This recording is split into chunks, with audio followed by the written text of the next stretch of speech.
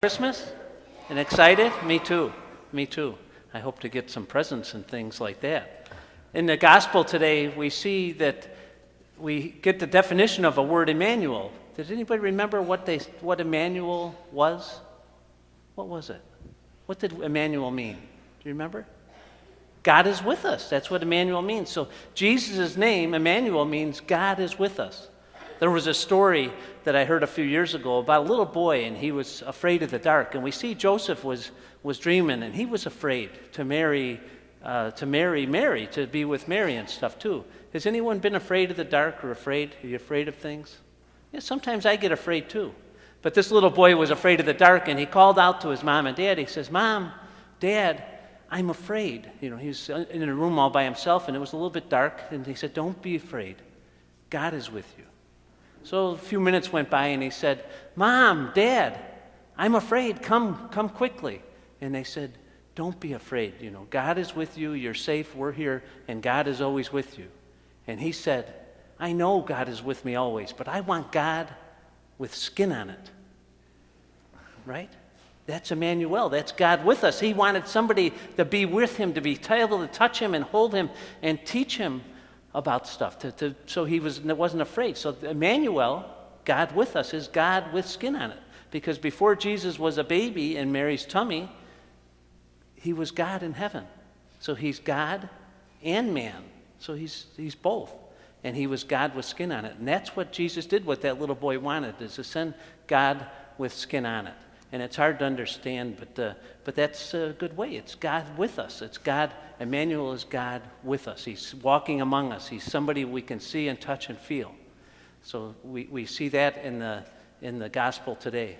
The other thing, does anybody know how to do charades? Like what would this be if I did this without saying words? Try to guess what I'm doing. What? Who said that? Basketball. I'm shooting a basketball. Does anybody know how to do that or want to give an example? Could you come up here and give an example? You? Okay. Maybe teach us something without saying words that we can guess what you're doing. Anybody else want to give us an example? Maybe someone from this side? Come over here. Yeah, come over here. You got something? What do you want to teach us without saying words? You got anything you could think of?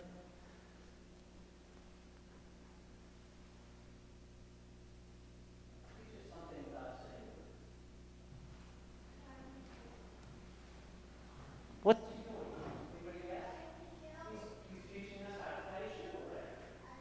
Do you have something you could teach us? What's she teaching us? That's an easy one. What? What's she doing? She's zippering up. Okay, stay right there. I got a surprise for you.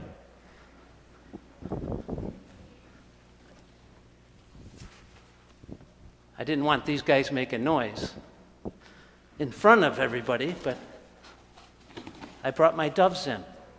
You know, today we hear a couple times about the Holy Spirit, but this is a dove, isn't it? See the dove? It's a real one. And now I want you to teach the dove how to tie your shoe. Can you can even talk and tell him, "Look, he's watching. He's watching." Okay. Now teach the dove how to do your zippering up. You think he knows how to do it now that you're doing that? He does? He's going to zipper up his coat when he puts it on? So we see that why God sent. It's hard for us to explain to a dove how to tie your shoe or how to zip up your coat, isn't it? Or I can't teach him how to shoot a basketball, can I? And that's kind of why God sent us Jesus, God with skin on it, to teach us a couple things, to teach us how to love each other, to teach us how to love God. Because he didn't speak the same language as us, did he? He was in heaven, and sometimes we could hear him through prayers and things like that, but we didn't understand. So he came down from heaven, and he was God with us, and he was able to teach us not how to zip our coat, but how to love God, how to love each other, and the one important thing, how to get to heaven, because he became one of us and could teach us how to things. He wasn't something different than us, like a bird is different than us. Okay, you guys could sit down. There's a story that explains that pretty good too. There's a story about a man, and he didn't believe in Jesus. He didn't believe in Jesus. And his kids, like you guys, and his wife believed in Jesus. And one day they went off to church, and while they were out to church, a big storm came by. Real big storm, and the snow was blowing, and the wind was blowing, and he looked outside his window, and he saw on the tree outside his window a whole bunch of birds. And he said, oh my gosh, those birds are going to freeze to death in this terrible storm that's coming. I'm going to go outside, I'm going to open the door of my barn, and I'm going to shoo them in. So he opened the door of his barn, and he told the birds, just like you guys told the birds how to tie your shoe and zip up your coat. He said, get in the barn, you'll be safe, you'll be safe. And the birds just flew around. They were scared of him, and they flew back on the branches, and they were cold and shivering, and they were almost dying. And he said, so he tried it again, and he tried to shoo them in, and they just wouldn't go in the barn to be safe from the danger of this bad storm. And he said, if only I could become a bird for just a couple minutes, I could tell them in their own language that it's safe in the barn. It's safe in the barn, and you could go in the barn, and you'll be safe. And then he thought, that's what my wife and my kids have been trying to tell me about Jesus. He became a man so he could teach us how to love. Now, does that make sense to you a little bit better? That's what Christmas is. It's Emmanuel, God with us. So we don't have to be afraid anymore. And we don't have to be afraid of the dark. We don't have to be. God is with us. He's always with us. And he's showing us how to love, and he's showing us how to get to heaven. The only other thing, I showed you the birds, the doves in my thing. We got a couple pictures of doves here that's a sign of the Holy Spirit, and that's in the gospel today. The Holy Spirit coming down on Mary, the Holy Spirit telling Joseph in a dream, and an angel telling Joseph in a dream. We have signs. Does anybody see the Holy Spirit in this church? Right. It's above the altar, and that's a great spot for it. And we see that in a lot of Catholic churches. So we saw it when I held up the dove a little while ago. You saw its wings spread just like that.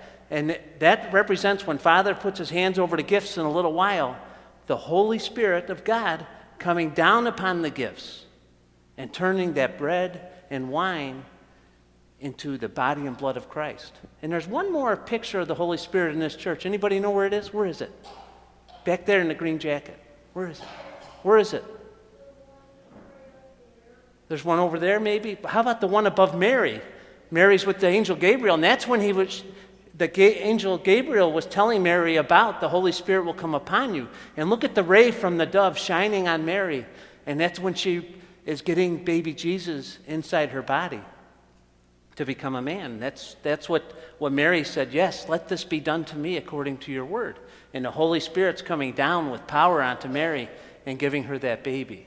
So those are a couple spots of the Holy Spirit on there. So we learned a couple things. It's a pretty good, important reading about why we do Christmas. It's not always about the toys, but it's about how Jesus came to be with us, Emmanuel, to teach us how to love God, how to love each other, and how to get to heaven.